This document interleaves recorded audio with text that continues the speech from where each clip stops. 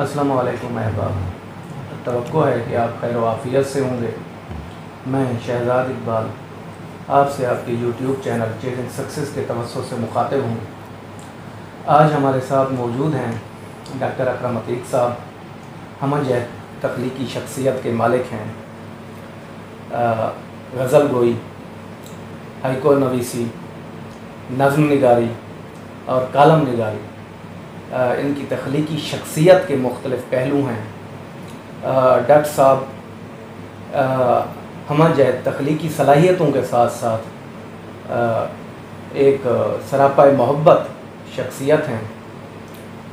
इन दरस व तदरीस से वाबस्ता हैं और इन दिनों government post graduate college Vehari में सदर शोबा उर्दू की हैसियत से अपनी तदरीसी खिदमात सरअंजाम दे रहे हैं। तो मैं पहले डॉक्टर साहब के दो अशार के साथ उनकी तरफ चलेंगे। याद रखने की आरज़ू है अगर, याद रखने की आरज़ू है अगर, भूल जाने का हौसला रखो, हमसे रूठो मगर सलीके से, वापस आने का रास्ता रखो। सर अस्सलामु अलैकुम। वालेकुम अस्सलाम। सर कैसे हैं आप? अल्लाह का शुक्र है। सर सबसे पहले तो बेहद शुक्रिया कि आपने अपने कीमती वक्त में से मेरे लिए वक्त निकाला और हमें अपनी सोहबत से फैज़ याब किया। सर हम स्टार्ट करते हैं, चलते हैं। पहले तो ज़रा अपनी जाए पैदाइश के साथ साथ अपना जो बचपन है उसके हवाले से थोड़ा सा कहाँ गुज़रा? जाए पैदाइश आरिफ वाला है। सही। बचपन आरिफ वाला की गलियों में ही गुज़रा। वाह। वहीं इब्तदाई तालीम का आगाज़ हुआ। गवर्नमेंट प्राइमरी स्कूल नंबर 2 से 5वीं जमात का इम्तहान पास किया। गवर्नमेंट एमसी हाई स्कूल आरे वाला से 10वीं जमात का इम्तहान पास किया। सही। गवर्नमेंट इस्लामिया कॉलेज आरे वाला से FA किया। वाह। फिर BA गवर्नमेंट कॉलेज साहिवाल से किया। सही। MA Punjab university oriental college से किया और फिर PhD भी पंजाब यूनिवर्सिटी ओरिएंटल कॉलेज ही से की। माशाल्लाह। सर आपने अपने तख्लीकी सफ़र का आगाज़ कब और किस सिनफ़ सुखन से किया? तख्लीकी सफ़र का आगाज़ जो है वो तो 7वीं क्लास में मैं था। तो एक कहानी मैंने लिखी, चूहे का गुरूर। वाह। और वो नवाए वक्त फूल और कलियां जो बच्चों का एडिशन आता था उसमें भेजी, वो उन्होंने मेरी तस्वीर के साथ छाप दी। सही। तो बड़ी हौसला अफजाई होगी बचपन में। लेकिन बुनियादी रुझान जो है वो शायरी की तरफ ही था। बचपन में शेर मुझे बगैर किसी कोशिश के याद हो जाते थे। स्कूल की दीवारों पर लिखे हुए शेर या क्लासरूम में कोई चार्ट लगा हुआ है उस पर कोई शेर है तो खुद ब खुद याद हो जाते थे। और बच्चों के एडिशन पढ़ता था, बच्चों के रसाले जो आते थे उस दौर में। सही। तो इस तरह से ये तख्लीकी सफ़र चलता रहा और जो है जो साथ साथ चला फिर बाकायदा जो मेरा बना है कि तख्लीक मेरी वो शायरी है। अच्छा माशाल्लाह। यानी सर आपकी तख्लीकी शख्सियत का एक हवाला अफसाना निगारी भी है इब्तदाई ज़माने में। शायरी में सर पहल किस सिनफ़ अदब को आपने अपनाया? नहीं, अफसाने मैंने नहीं लिखे। वो तो मैंने सिर्फ़ एक अफसाना लिखा था। गवर्नमेंट कॉलेज साहिवाल का कॉलेज मैगज़ीन छपना था, मैं उसका एडिटर था, तालिब इल्म मुदीर था। तो प्रोफेसर साहब जो थे जो उसके मुदीर आला थे, उन्होंने मुझे कहा कि अफसाने हमारे यहाँ कम है तो कोई एक आध अफसाना हो जाए। तो मैंने बस वो हॉस्टल में मुकीम था, रात को बैठा एक अफसाना लिख दिया तो वो उसी कॉलेज मैगज़ीन में छप गया और वही वाहद अफसाना है। अफसाना लिखने की तरफ मेरा रुझान नहीं है। सही। हाँ जी। सर असनाफ़ सुखन में से किस सिनफ को पहले आपने अपने तख्लीकी इजहार के लिए बरता? गज़ल को स्कूल के ज़माने में वो शुरू हो गया था ये सिलसिला। तो अल्लामा इकबाल के दिन पर, कायदे आज़म के दिन पर ऐसे नज़में उनके लिए लिखी, जो पहल जो है स्कूल के स्टेज पर पेश की।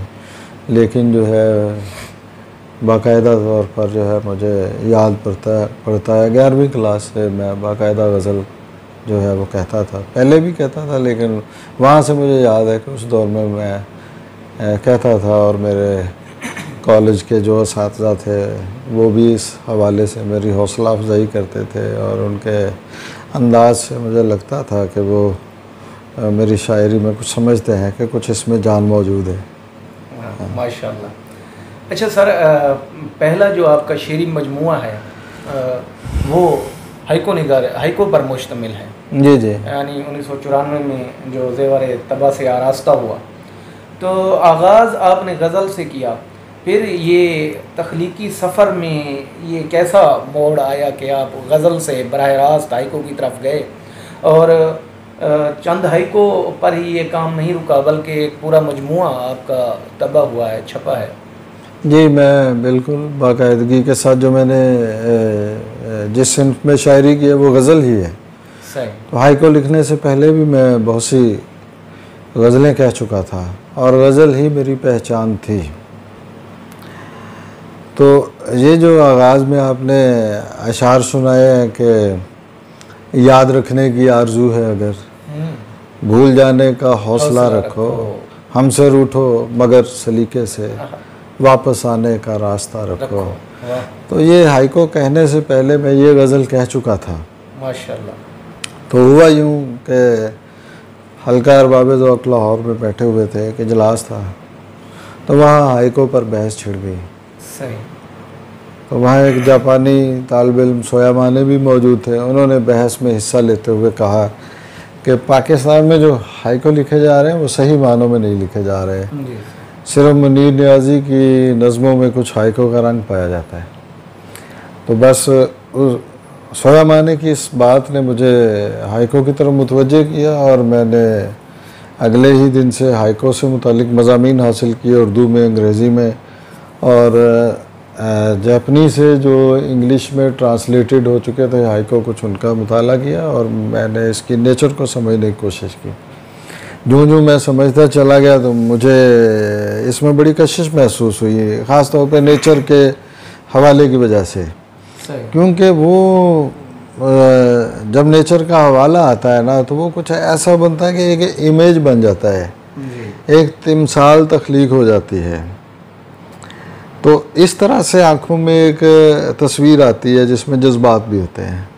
जी सर। तो मैंने फिर मैं इसकी तरफ मुतवज्जे हुआ, मुझे इसकी तरफ कशिश हुई, मैंने हाइको कहना शुरू कर दी। और जब मैं हाइको कहता मुझे लगता मैंने किसी अपने देखे हुए मंज़र की तस्वीर महफूज कर लिया और अब मेरी याददाश्त से कभी ये महव नहीं होगी, मुझे याद आती रहेगी। और पहला मजमुआ हाइको का लाने का ये सबब बना कि हाइको जिन दिनों में कह रहा था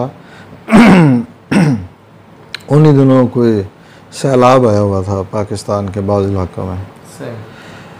तो उनमें से कोई 10 हाइको मैंने सैलाब की सूरत हाल पर भी कह दिए।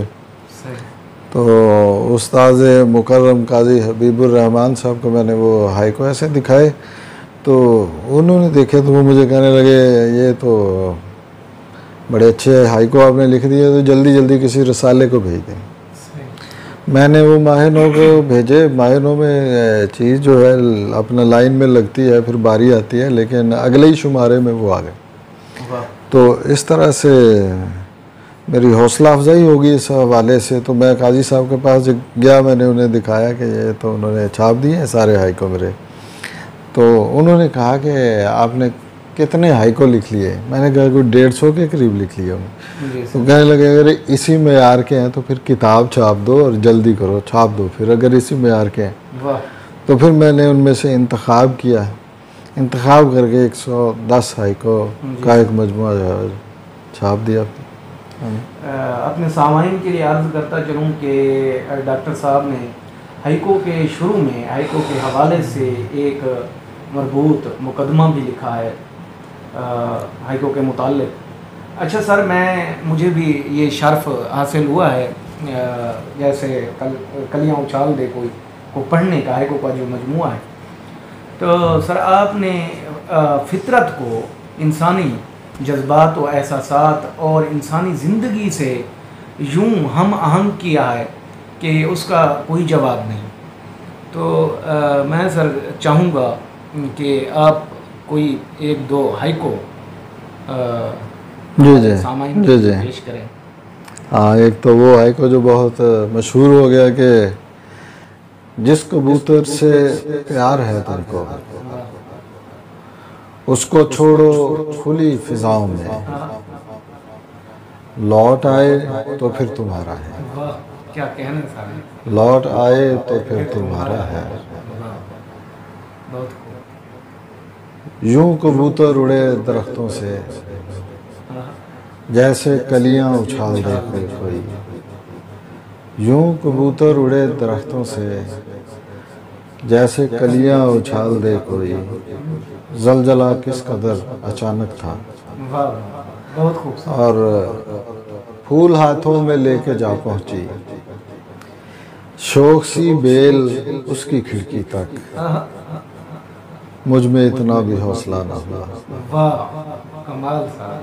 और एक जो आखिरी हाइको है जैसे कलियां उछाल दे कोई मजमूए का। हमने आज़ाद कर दिया तोता, शेड से उसको ले गई बिल्ली। कैद उड़ना भुला भी देती है।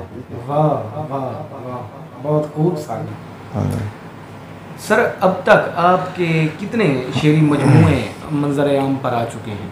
हाँ, मेरे 4 शेरी मजमूए जो है वो शाया हो चुके हैं। जी सर। और ये जो है जैसे कलियां उछाल दे कोई हाइको पर मुश्तमिल मजमूआ जो है उसका दूसरा एडिशन भी शाया हो गया। अच्छा माशाल्लाह। हाँ जी। और अभी हाल ही में बुक डाइजेस्ट ने जो है अकरम अतीक नंबर शाया किया है और उसमें मेरी गैर मतबूआ शायरी दी है, तो वो यकीनन एक भरपूर शेरी मजमूए से ज़्यादा है। जी सर। और सर मैं समझ और यहाँ ये वजाहत करता चला जाऊँ, अगर वो इन दिनों में ना छापते तो शायद मैं भी किताब छापता। सही। तो मैं उसी इंतखाब के सिलसिले में था, तो उन्होंने कहा आपका नंबर छाप रहे, अपनी गैर मतबूआ शायरी दे दें। मैंने वो उन्हें दे दी और उन्हें पसंद आ गई, उन्होंने छाप दी, भरपूर तरीके से छाप दी। हाँ जी सर, ये मेरे ख्याल में पाकिस्तान जैसे मुल्क में एक बड़े एजाज़ की बात है किसी शायर के लिए कि उसकी हयात में ही एक नंबर। हाँ, ये तो जी मज़हर सलीम मजोका साहब, अज़हर सलीम मजोका साहब, उनकी नज़र इंतखाब पड़ गई, उन्होंने पजीराई की, बल्कि ज़र्रा नवाजी की। उनका शुक्रिया कि उन्होंने मुझे इसी उम्र में मेरा नंबर जो है वो शाया कर दिया और मैं देख रहा हूँ अपने सामने ही। और जैसे आपने पहले कहा कि असल में बाद हयात ही ऐसे सिलसिले हमारे यहाँ शुरू होते हैं, लेकिन उन्होंने बड़ा अच्छा वहाँ लिखा है, एक छोटा सा उन्होंने इसका जो है आगाज़ में थोड़ा सा मज़हर मजोका साहब ने लिखा है, इदारिया कह लें, बहुत मुख्तसर सा। तो उसमें वो लिखते हैं कि एक तो हम ये अकरम अतीक को उसकी सालगिरह का तोहफ़ा पेश कर रहे हैं। सही। और दूसरा ये कहते हैं कि ये लोगों के जाने के बाद ही छापते हैं, तो क्यों ना उनकी हयात में ही उनको ये छाप के दिया जाए ताकि वो खुद देखें।